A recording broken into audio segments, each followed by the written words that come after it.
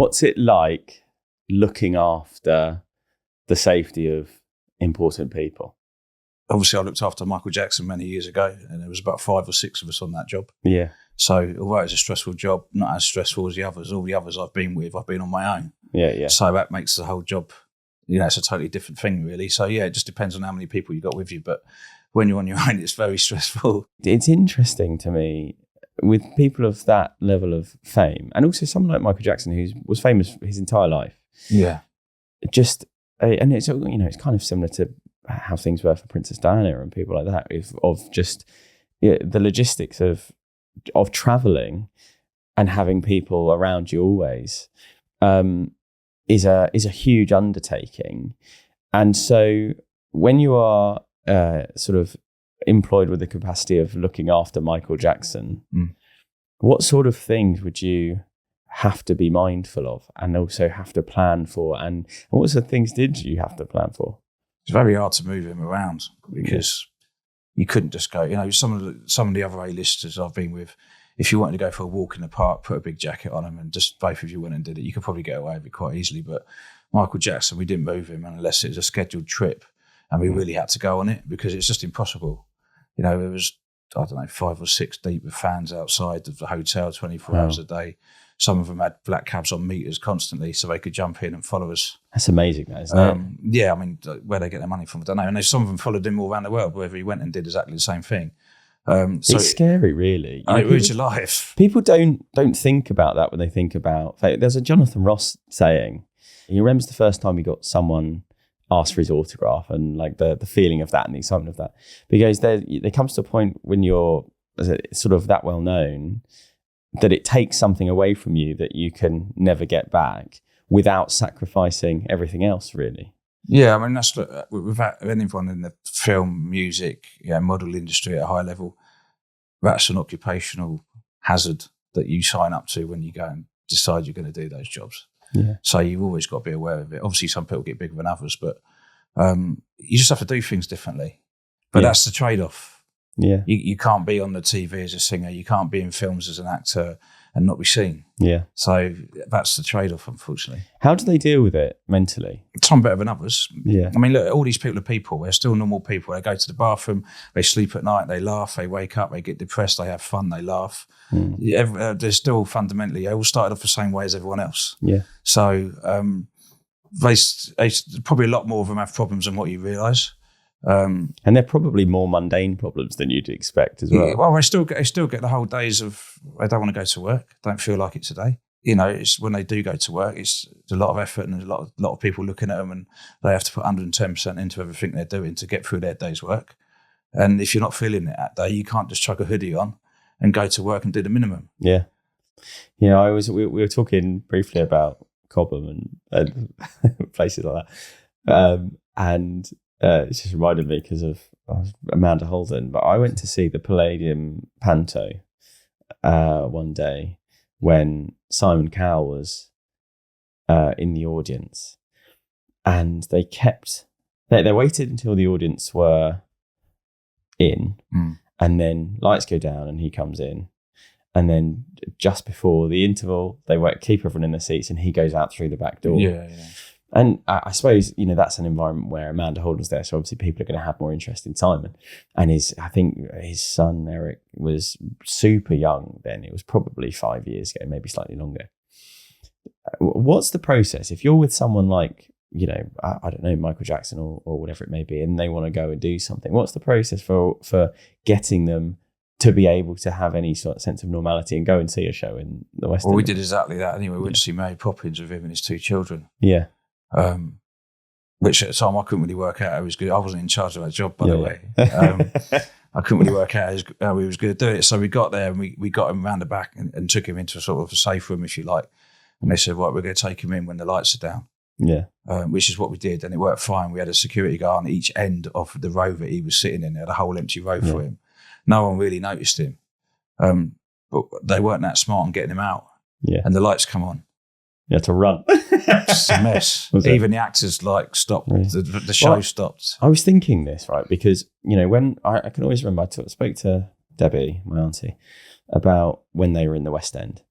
and she'd say, you know, they'd get a whisper in their ear and say, so and so's in, like, oh, this movie star's in, or you know, this actor's in, or whatever. So they knew sometimes when people are in. When it's someone that is that famous, you know, someone that is, you know, Frank Sinatra, Paul McCartney, Michael Jackson, you know, those sorts of big names. Would you just not tell anyone? No, would it all be NDA'd and? Not even NDA'd. You just don't tell the theatre you come in, even if, because they're not going to not accommodate Michael Jackson. Yeah, everybody wants someone like that in their place. So, you know, you might get a guy who turns up 2 hours before, but they make sure that they've got hold of the theatre manager. They tell them exactly what they want, which we always used to get, obviously. Yeah. And then they tell them that you don't tell any of your staff. And then that window's getting smaller and smaller and smaller. They don't really want to tell anyone because they feel bad now because you're still stood next to him and you stay with him until he turns up. And you just don't tell anyone. And I suppose it takes 2 minutes before one person sees and then everyone knows immediately. Yeah, well, back then it's a bit different. I remember when we 2006 we did that job. I think I was in the Sun newspaper. Yeah.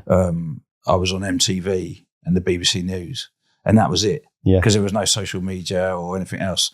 These days now with social media and camera phones, you know, it's almost impossible to do probably what we did back then because it only takes one person to see him through a window or something and take a picture, and that's it. The whole world knows instantly. So who have you looked after? So Michael Jackson and Rita Ora, Bella Hadid, I read. Yeah, Bella Hadid, Kendall Jenner, Dizzy Rascal, Halsey.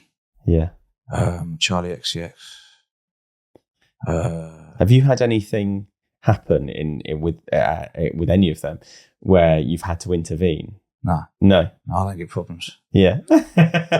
Yeah. So I guess that's a testament to it, right? It's a planning job rather than That's why if you plan it, you minimise the problems, but even when it's a problem, I just don't get problems. Yeah. So what's the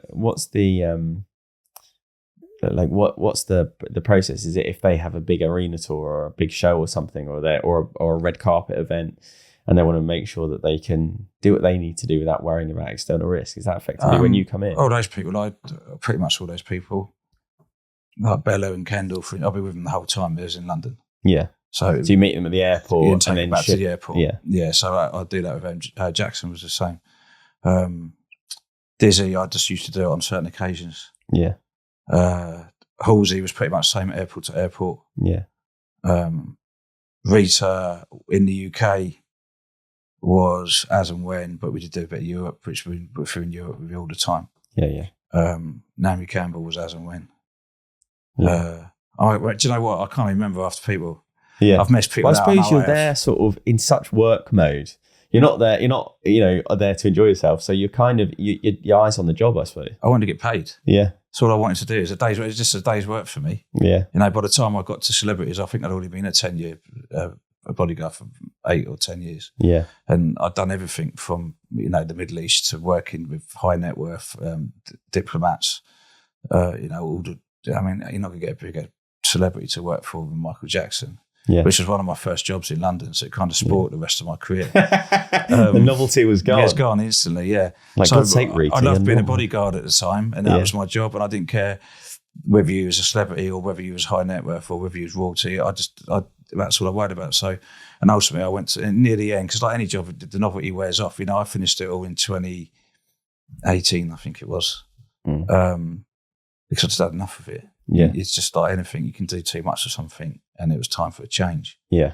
But yeah, I just used to go to work to get paid like everyone else. Yeah. Before we wrap up, I'll ask you one more thing. So I heard you talking about, we'll go back to Michael Jackson and talking about when you went shopping in the middle of the night on Oxford Street. Yeah, we went to Topshop, which is now closed, but it's gone online actually. Funny about that. Yeah. So they closed it for us.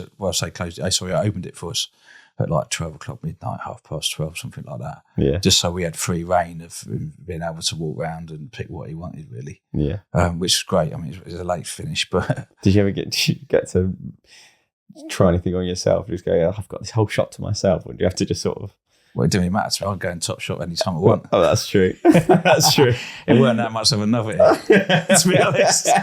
Top Shop's not the most expensive. If it's Tom Ford or something, and I might be a bit more excited. Michael Jackson going to Top Shop on Oxford Street is just hilarious to me, objectively. Yeah. It's just such a random... It's like you wouldn't think. Yeah, I don't know why or how that happened, but it did.